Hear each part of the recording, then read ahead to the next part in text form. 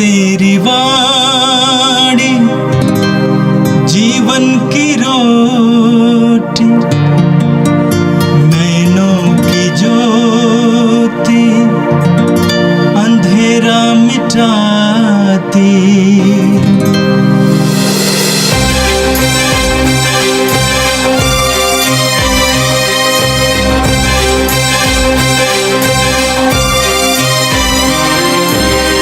प्रभु तेरी वाणी जीवन की रोटी, नैनों की ज्योति अंधेरा मिटाती।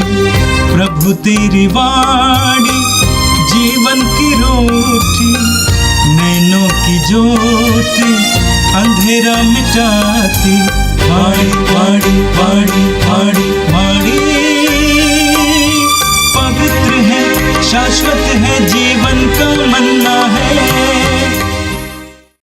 16 नवंबर मंगलवार। पहला पाठ मकाबियों का दूसरा ग्रंथ, अध्यक्ष पद संख्या 13 से 18। एलियाजार मुख्य शास्त्रियों में से एक था। वह बहुत बूढ़ा हो चला था और उसकी आकृति भव्य तथा प्रभावशाली थी। वह अपना मुंह खोलने और सूअर का मांस खाने के लिए बाध्य किया जा रहा था, किंतु उसने कलंकित जीवन की अपेक्षा गौरवपूर्ण मृत्यु को चुना। वह सूअर का मांस उगलकर स्वेच्छा से उस स्थान की ओर बढ़ा जहां कोड़े लगाए जाते थे। ऐसा उन लोगों को करना चाहिए जिन्हें जीवन का मोह छोड़कर वर्जित भोजन अस्वीकार करने का साहस है। उस अवैध भोजन का प्रबंध करने वाले एलियाजार के पुराने परिचित थे। उन्होंने उसे अलग ले जाकर अनुरोध किया कि वह ऐसा मांस मंगवाकर खाए जो वर्जित नहीं है और जिसे उसने स्वयं पकाया है, और राजा के आदेश के अनुसार बलि का मांस खाने का स्वांग मात्र करे। इस प्रकार वह मृत्यु से बच सकेगा और पुरानी मित्रता के कारण उसके साथ अच्छा व्यवहार किया जाएगा। किंतु उसने एक उत्तम निश्चय किया जो उसकी उम्र, उसकी वृद्धावस्था की मर्यादा, उसके सफ़ेद बालों, बचपन से उसके निर्दोष आचरण और विशेषकर ईश्वर द्वारा प्रदत्त पवित्र नियमों के अनुकूल था। उसने उत्तर दिया, मुझे तुरंत अधोलोक पहुंचा दो। मेरी अवस्था में इस प्रकार का स्वांग अनुचित है। कहीं ऐसा ना हो कि बहुत से युवक यह समझे कि एलियाजार ने 90 बरस की उम्र में विदेशियों के रीति रिवाज अपनाए हैं। मेरे जीवन का बहुत कम समय रह गया है। यदि मैं उसे बचाने के लिए इस प्रकार का स्वांग करता तो वे शायद मेरे कारण भटक जाते और मेरी वृद्धावस्था पर दोष और कलंक लग जाता। यदि मैं इस प्रकार अभी मनुष्यों के दंड से बच जाता तो भी, चाहे जीवित रहूं अथवा मर जाऊं, मैं सर्वशक्तिमान के हाथ से नहीं छूट पाता। इसलिए यदि मैं अभी साहस के साथ अपना जीवन अर्पित करूंगा तो मैं अपने वृद्धावस्था की प्रतिष्ठा बनाए रखूंगा और युवकों के लिए यह अच्छा उदाहरण प्रस्तुत करूंगा कि किस प्रकार पूज्य तथा पवित्र विधियों की रक्षा के लिए कोई स्वेच्छा से और आनंद के साथ मर सकता है। यह कहकर एलियाजार सीधे उस स्थान की ओर बढ़े जहां कोड़े लगाए जाते थे। जो पहले उनके साथ सहानुभूति दिखलाते थे, वे अब उसके साथ दुर्व्यवहार करने लगे, क्योंकि एलियाजार ने उनसे जो कहा था वह उन्हें मूर्खता ही लगी। कोड़ों की मार से मरते समय एलियाजार ने आह भर कर यह कहा, प्रभु सब कुछ जानता है। वह जानता है कि मैं मृत्यु से बच सकता था। मैं कोड़ों की मार से जो असह्य पीड़ा अपने शरीर में भोग रहा हूँ, उसे अपनी आत्मा से स्वेच्छा से स्वीकार करता हूँ, क्योंकि मैं उस पर श्रद्धा रखता हूँ। इस प्रकार वह मर गया और उसने मरते समय न केवल युवकों के लिए बल्कि राष्ट्र के अधिकांश लोगों के लिए साहस तथा धैर्य का आदर्श प्रस्तुत किया। यह प्रभु की वाणी है। संत लूकस के अनुसार प्रभु यीशु का पवित्र सुसमाचार 19वां अध्याय पद संख्याएं 1 से 10 तक। यीशु यरीको में प्रवेश कर आगे बढ़ रहे थे। जकेउस नामक एक प्रमुख और धनी नाकेदार ये देखना चाहता था कि यीशु कैसे हैं, परंतु वो छोटे कद का था, इसलिए वो भीड़ में उन्हें नहीं देख सका। वो आगे दौड़कर यीशु को देखने के लिए एक गूलर के पेड़ पर चढ़ गया, क्योंकि वह उसी रास्ते से आने वाले थे। जब यीशु उस जगह पहुंचे तो उन्होंने आंखें ऊपर उठाकर जकेउस से कहा, जकेउस जल्दी नीचे आओ, क्योंकि आज मुझे तुम्हारे यहाँ ठहरना है। उसने तुरंत उतरकर आनंद के साथ अपने यहाँ यीशु का स्वागत किया। इस पर सब लोग यह कहते हुए भुनभुनाते रहे, वे एक पापी के यहाँ ठहरने गए। जकेउस ने दृढ़ता से प्रभु से कहा, प्रभु देखिए, मैं अपनी आधी संपत्ति गरीबों को दूंगा, और मैंने जिन लोगों के साथ किसी बात में बेईमानी की है उन्हें उसका 4 गुना लौटा दूंगा। यीशु ने उससे कहा, आज इस घर में मुक्ति का आगमन हुआ है, क्योंकि यह भी इब्राहिम का बेटा है। जो खो गया था, मानव पुत्र उसी को खोजने और बचाने आया है। यह प्रभु का पवित्र सुसमाचार है। क्रिस्त प्रभु की जय। रोज की रोटी के मेरे सभी श्रोताओं, आप सबको प्रभु की बहुत सारी आशीषें प्राप्त हो जाएं। आज हमने जो पहला पाठ सुना, मकाबियों के दूसरे ग्रंथ से वो पाठ लिया गया है। कल हमने मकाबियों के पहले ग्रंथ से पाठ सुना था, तो ऐसा लगता है कि ये पाठ उसके बाद है। नहीं, दोनों अलग अलग ग्रंथ है, लेकिन बहुत कुछ समानताएं हैं। मकाबियों के ग्रंथ में ऐतिहासिक तथ्यों को ग्रंथकर्ता नहीं रखते हैं, लेकिन अलेक्जेंड्रिया में रहने वाले यहूदियों के विश्वास को मजबूत करने के लिए, उन्हें प्रेरणा देने के लिए, उन्हें उनके विश्वास में प्रोत्साहित करने के लिए ग्रंथकर्ता उन्हें बहुत सी घटनाएं सुनाते हैं, साक्ष्य सुनाते हैं, ताकि विश्वास में वे परिपक्व बन जाएं। उत्पीड़न के बीच में भी वे अपने विश्वास को मजबूती से बनाए रखें। आज हम एलियाजर की घटना सुनते हैं। एलियाजर ऐसे व्यक्ति, ऐसे प्रमुख व्यक्ति था, प्रतिष्ठित व्यक्ति था। उनका व्यक्तित्व भव्यता से भरपूर था। 90 साल का आदमी और धर्म और विश्वास में पक्का, लेकिन वो बाध्य किया जाता है कि प्रभु के द्वारा वर्जित सुअर का मांस वो खाए, लेकिन वो नहीं खाता है। वो सुअर के मांस को उगलता है। राजा के इस आज्ञा का उल्लंघन करने वाले लोग हैं, उन्हें कोड़े लगाए जाते हैं। वो सीधे कोड़े लगाए जाने के लिए जाता है, लेकिन उसके कुछ समाज में परिचित लोग हैं, मित्र लोग हैं, और सेना में भी मित्र लोग हैं।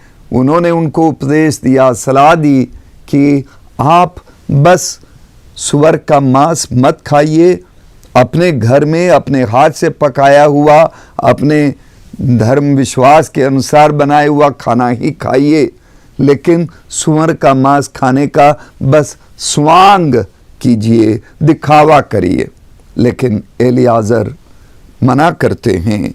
वो कहते हैं उन्होंने एक उत्तम निश्चय किया, जो उसकी उम्र, उसकी वृद्धावस्था की मर्यादा, उसके सफेद बालों, बचपन से उसके निर्दोष आचरण और विशेषकर ईश्वर द्वारा प्रदत्त पवित्र नियमों के अनुकूल था।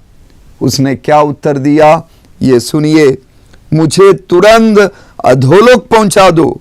मेरी अवस्था में इस प्रकार का स्वांग अनुचित है। कहीं ऐसा ना हो कि बहुत से युवक ये समझे कि एलियाजर ने 90 वर्ष की उम्र में विदेशियों के रीति रिवाज अपनाए हैं।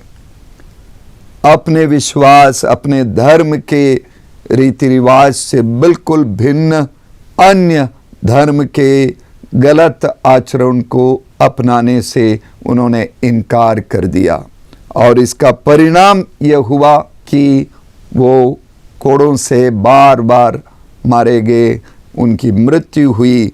और मृत्यु के बारे में लिखा गया है, इस प्रकार वो मर गया, और उसने मरते समय न केवल युवकों के लिए बल्कि राष्ट्र के अधिकांश लोगों के लिए साहस तथा धैर्य का आदर्श प्रस्तुत किया। एलियाजर ने स्वांग रचने से क्यों मना किया? क्योंकि उनको लगा कि वो दिखावा करे तो उससे अपने समाज के नई पीढ़ी के लोगों को गलत संदेश मिल जाएगा, वे अपने विश्वास से भटक जाएंगे। वो कहते हैं वे शायद मेरे कारण भटक जाते और मेरी वृद्धावस्था पर दोष और कलंक लग जाता। मेरे प्रिय भाइयों बहनों, उत्पीड़न के इस दौर में हम क्रिस्तीय विश्वासी बहुत सारे शोषण, अत्याचार और हमारे ऊपर उंगली उठाई जाती है, हमें गलत निगाह से देखा जाता है। लेकिन इस दौर में भी हमें चाहिए कि हम अपने विश्वास में पक्के बने रहें। जीवन में सबसे महत्वपूर्ण क्या है? दुनिया सोचती है जीवन में जान या जान बचाना बहुत ज़रूरी है, लेकिन एक विश्वासी के लिए यह जान, यह जीवन केवल यहाँ तक सीमित नहीं है। और हम अनंत जीवन पर विश्वास करने वाले लोग हैं। यदि हम अनंत जीवन से वंचित रह जाएं और यहाँ का जीवन हम बचा लिए तो यह जीवन व्यर्थ है, निरर्थक है। अनंत जीवन में प्रवेश करने के लिए बहुत ही ज़रूरी है कि हम जीवन के मूल्यों को, जीवन के सिद्धांतों को, जीवन के आदर्शों को, हमारे धर्म और विश्वास के आदर्शों को बरकरार रखें, उसमें हम मजबूती से रहें और किसी तरह हमारा विश्वास न डगमगाए। पवित्र ग्रंथ बाइबल में बहुत सारे ऐसे किरदार हैं जिनमें से कुछ बहुत ही लोकप्रिय हैं। ज़केबुस ऐसा ही एक लोकप्रिय किरदार हैं। यीशु के साथ साक्षात्कार के बाद परिवर्तन के बारे में हम सुनते हैं। आज हम सुनते हैं कि यीशु यरीको शहर से गुजर रहे थे। यरीको इस्राएलियों के लिए बहुत ही महत्वपूर्ण शहर था। योशुआ के नेतृत्व में इस्राएलियों ने सबसे पहले यरीको शहर पर जीत पाली, और वो जीत आसान नहीं था। योशुआ ने एक ऐसी रणनीति बनाई उससे जीतने के लिए कि उन्होंने अपने सारे नौजवान साथियों को यरीको शहर के चारों तरफ भेज दिया और वे प्रभु का नाम लेकर चिल्लाने लगे। तुरहियां जोर जोर से बजने लगी और अगले दिन यरीको पर कामयाब हुए। यरीको शहर को कब्जा कर लिया गया। लेकिन यरीको एक शापित शहर है। जोशुआ ने एक शाप दिया कि जो इस शहर का पुनर्निर्माण करेगा वो शापित होगा, और इसलिए यरीको का बाद में पुनर्निर्माण नहीं हुआ। और ऐसे ही शापित शहर में यीशु प्रवेश करते हैं और जक्केऊस से यीशु की मुलाकात होती है। जक्केऊस शब्द ये यूनानी भाषा का शब्द है और इसका अर्थ है शुद्ध और न्यायी। लेकिन जक्केऊस नामक वो नाकेदार के व्यक्तित्व में एक बहुत बड़ा विरोधाभास था। जैसा नाम है बिल्कुल उल्टा व्यक्तित्व था। वो लिखा गया कि वो नाटा था, छोटे कद का था। ये छोटा कद शारीरिक रूप से और मानसिक रूप से भी है, क्योंकि जक्केऊस को लगता था जैसे उसका नाम है वो वैसा वो शुद्ध नहीं है, वो अशुद्ध है। नाकेदार होने के नाते उसके अंदर भ्रष्टाचार है, वो जोर जबरदस्ती का कार्य करता था, उसके अंदर हीन भावना थी। रोमी साम्राज्य था और रोमी प्रशासक अपना देश चलाने के लिए लोगों से चुंगी वसूलते थे। सब्जी की मंडी में और फल की मंडी में, अनाज की मंडी में और शहर के कोने कोने में नाके लगते थे जहां पर चुंगी बटोरने वाले नाकेदार बैठते थे। ये नाकेदार रोमी नहीं थे। रोम के प्रशासक चुंगी लेने के लिए इस कार्य को ठेके पर देते थे। नाकेदार ठेका लेते थे, जो सबसे ज़्यादा पैसा देने के लिए तैयार है उसे उसका ठेका मिल जाता था। और जैसे करार है वो पूरा पैसा सरकार के खजाने में, रोम के प्रशासकों के खजाने में भरना पड़ता था। लेकिन अपने लिए उससे ज़्यादा वे लोग जोर जबरदस्ती से लोगों से वसूलते थे। इसलिए वे घृणा के पात्र थे। घृणा के पात्र होने के 3 कारण। एक तो लोगों पर जुल्म ढाकर पैसा वसूलते थे और वे विदेशियों के लिए कार्य करते थे। धार्मिक रूप से अशुद्ध माने जाते थे, क्योंकि पैसे जो जानवरों के चमड़े से बना हुआ है उसका वे लोग लेन देन करते थे और गैर विश्वासियों के साथ वे लोग उठते बैठते थे। इन सारे कारणों से वे घृणा के पात्र थे। जक्केऊस इन नाकेदारों का सरदार था, वो बड़े ठेकेदार था, इसीलिए वो ज्यादा घृणा का पात्र था। इसीलिए उनके अंदर मैं छोटे कद का हूँ, मैं हीन हूँ, मैं पापी हूँ, मैं भ्रष्ट आदमी हूँ, मैं दूसरों पर जुल्म करता हूँ, ये भावना थी। शायद वो अपने जीवन में परिवर्तन लाना चाह रहा था, इसलिए वो यीशु से मिलना चाह रहा था। बड़ी तीव्र इच्छा के साथ वो गूलर के पेड़ पर चढ़ जाता है। गूलर के पेड़ पर चढ़ना आसान है और इसीलिए जक्केऊस ने गूलर के पेड़ को चुना और गूलर की पत्तियों के पीछे छिपकर यीशु को देखता है। मेरे प्रिय भाइयों बहनों, क्या हम भी जक्केऊस की तरह समाज द्वारा तिरस्कृत होने का अनुभव करते हैं? तीव्र इच्छा के साथ हम भी अपनी उदासी का, अवसाद का और निराशा के गूलर के ऊपर चढ़ जाएं और यीशु से मुलाकात करने का प्रयास करें। यीशु जक्केऊस को देख लेता है। पत्तियों के पीछे छिपे हुए जक्केऊस को यीशु खोज लेता है और कहते हैं, जक्केऊस जल्दी नीचे आवो, क्योंकि आज मुझे तुम्हारे यहाँ ठहरना है। पापी के खोज में यीशु आते हैं। एक पापी को, छिपे हुए पापी को यीशु ढूंढ लेते हैं और उसे नीचे उतरवाता है। प्रभु हमें से हर एक को खोज रहे हैं, हमारी ओर दृष्टि दौड़ा रहे हैं। आज इस घर में मुक्ति का आगमन हुआ है। ये बात यीशु हमारे हृदय में आकर हमसे कहना चाहते हैं। जकेउस ने यीशु के बुलावे पर हाँ कहकर नीचे उतर आया, और हम भी जीवन में कुछ महत्वपूर्ण निर्णय ले जकेउस की तरह।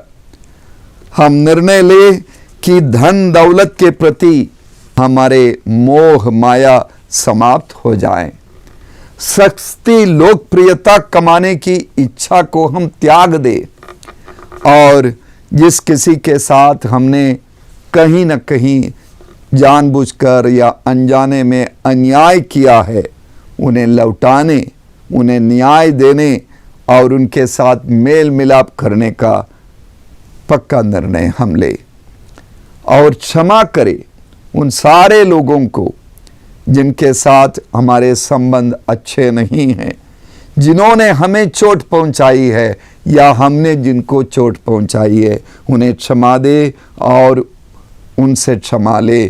नाटा होने की वजह से जकेउस तिरस्कृत था।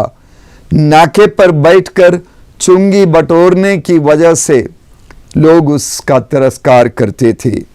विदेशी हुकूमत के लिए कार्य करने पर लोग उसका तिरस्कार करते थे, और यीशु उसके घर पर आ गए और इस बात से भी लोग उनका तिरस्कार करने लगे, क्योंकि वो पापी होने के बावजूद यीशु को अपने यहाँ बुला लिया। इस वजह से समाज उसको तिरस्कार की दृष्टि से देखता है। लेकिन इस तिरस्कृत व्यक्ति के जीवन में यीशु से मुलाकात करने के बाद, यीशु से साक्षात्कार के बाद उसके जीवन में परिवर्तन आता है, आमूलचूल परिवर्तन का अनुभव करता है। वो आनंद का अनुभव करता है, और उसने प्रायश्चित के निर्णय लिए और नए जीवन को अपनाया। उसके व्यक्तित्व में, उसके जीवन शैली में, उसकी कार्यशैली में और उसके परिवार में, उसके चारों तरफ आनंद बिखेरने लगा, शांति आ गई और उसका जीवन बदल गया। मेरे प्रिय भाइयों बहनों, हम भी अपने जीवन में परिवर्तन लावे, और इसके द्वारा हमारे उदार बड़े दिल वाले प्रभु हम पर कृपाओं की वर्षा बरसाएंगे, हमें आनंद देंगे, हमें शांति देंगे। और जिस तरह से जकेउस से यीशु ने कहा, ये भी इब्राहिम का बेटा है, जो खो गया था मानव पुत्र, उसी को खोजने और बचाने आया है। हम खोजे गए, बचाए गए व्यक्ति के रूप में परिवर्तित हो जाएं। आइए इसके लिए प्रार्थना करें। सर्वशक्तिमान प्रेमी पिता ईश्वर, हम तुझे धन्यवाद देते हैं, सबसे महत्वपूर्ण रूप से हमारे प्यारे प्रभु यीशु के लिए, तेरे पुत्र यीशु के लिए हम तुझे धन्यवाद देते हैं, जो हमें खोजने आते हैं, जो हमें बचाने आते हैं, जो हमारी ओर दृष्टि दौड़ाते हुए हमारा आह्वान करते हैं परिवर्तन के लिए, प्रायश्चित के लिए।